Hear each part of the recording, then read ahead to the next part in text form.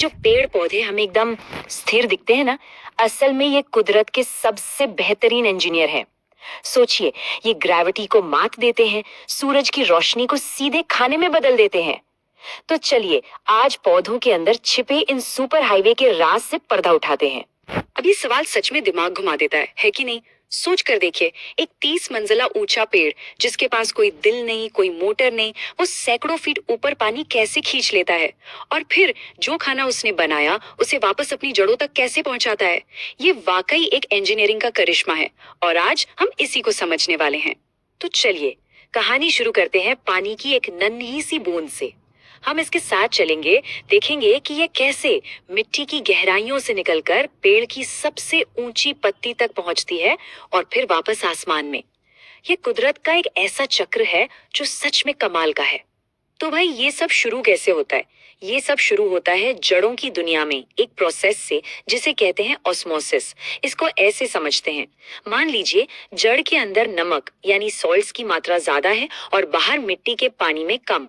अब जड़ की जो बाहरी दीवार है ना, वो एक बहुत सख्त गेट कीपर की तरह है। वो पानी को तो अंदर आने देती है, लेकिन नमक के बड़े मॉलिक्यूल्स को रोक लेती है। तो होता क्या है, पानी इस कॉन्सेंट्रेशन को बराबर करने के लिए अपने आप कम नमक वाली जगह से ज्यादा नमक वाली जगह की तरफ यानी जड़ के अंदर खिंचा चला आता है। और इस पूरे काम के असली हीरो हैं ये रूट हेयर्स। ये जड़ों से निकले हुए लाखों करोड़ों महीन धागे होते हैं जो पानी सोखने के लिए सरफेस एरिया को कई गुना बढ़ा देते हैं। हर एक रूट हेयर अपने आप में एक छोटा सा पंपिंग स्टेशन है जो लगातार बूंद बूंद करके पौधे के लिए पानी जमा करता रहता है। अच्छा, तो अब पानी जड़ के अंदर आ गया। अब यहाँ से वो एक खास सुपर हाईवे पर अपना सफर शुरू करता है जिसे कहते हैं जाइलम।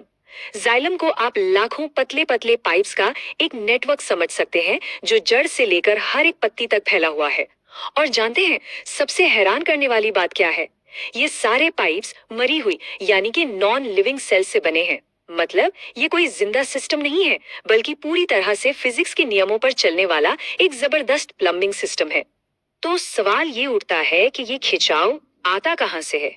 कोई पंप तो लगा नहीं है। इसका जवाब मिलता है कोहेजन टेंशन थ्योरी में। होता यह है कि जब पत्तियों से पानी भाप बनकर उड़ता है, जिसे ट्रांसपिरेशन कहते हैं, तो ऊपर एक खिंचाव, एक टेंशन पैदा होता है। अब पानी के मॉलिक्यूल्स ना एक दूसरे से बहुत मजबूती से चिपके रहते हैं। तो जैसे ही एक मॉलिक्यूल पत्ती से बाहर निकलता है, वो अपने पीछे पूरी की पूरी चेन को खींच लेता है। बिल्कुल वैसे ही जैसे हम स्ट्रॉ से कोल्ड ड्रिंक पीते हैं। ये एक खामोश सूरज की रोशनी से चलने वाला इंजन है। चलिए, अब पानी के साथ साथ हम भी उसकी मंजिल पर पहुंचते हैं, यानी कि पत्ती तक। देखिए, ये पत्ती सिर्फ एक पत्ती नहीं है, ये तो एक high tech solar powered sugar factory है। और इस फैक्ट्री का डिजाइन तो देखिए, किसी हाईटेक लैब से कम नहीं है। सबसे ऊपर एक पारदर्शी प्रोटेक्टिव लेयर है ताकि धूप सीधे अंदर आए। उसके ठीक नीचे सोलर पैनल्स की तरह सेल्स की लाइन लगी हैं जो धूप सोखती हैं। नीचे की तरफ गैसों के आने जाने के लिए खुली जगह है और इस पूरे सिस्टम को कंट्रोल करते हैं स्टोमेटा नाम के छोटे छोटे दरवाजे जो जरूरत के हिसाब से खुलते और बंद होते हैं। हर एक हिस्सा परफेक्ट एफिशिएंसी के लिए बना है। तो इस पूरी फैक्ट्री का मकसद क्या है? फोटोसिंथेसिस यानी प्रकाश संश्लेषण। और इसकी रेसिपी बहुत ही सिंपल है। जाइलम से आया पानी, हवा से कार्बन डाइऑक्साइड और सूरज की रोशनी, इन तीनों को मिलाकर पौधा बनाता है शुगर। यही है उसका खाना, उसकी एनर्जी। लेकिन एक मजे की बात बताऊं, ये फैक्ट्री भी अपनी लिमिट्स में ही काम करती है। हम सोचते होंगे कि जितनी ज्यादा धूप गर्मी हो उतना अच्छा, पर ऐसा नहीं है। एक हद के बाद जब टेम्परेचर बहुत ज्यादा हो जाता है तो ये होता है, पौधा फिर एनर्जी बनाने के बजाय खुद को ठंडा रखने में सारी एनर्जी खर्च करने लगता है। ये बहुत ही नाजुक बैलेंस है। ठीक है, तो फैक्ट्री में चीनी तो बन गई। अब सवाल ये है कि इस एनर्जी को पौधे के बाकी हिस्सों तक कैसे पहुंचाया जाए, जड़ों तक, नए फलों तक, जिन्हें बढ़ने के लिए इसकी सबसे ज्यादा जरूरत है। बस यहीं पर एंट्री होती है हमारे दूसरे सुपर हाईवे की। पर हमें ये पता कैसे चला कि दो अलग अलग हाईवे हैं?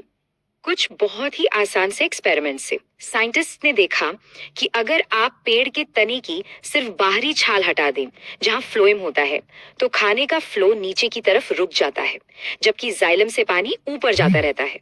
इससे साफ हो गया कि पानी और खाने के रास्ते बिल्कुल अलग हैं। तो आइए अब इन दोनों सुपर हाईवे को आमने सामने रखकर देखते हैं।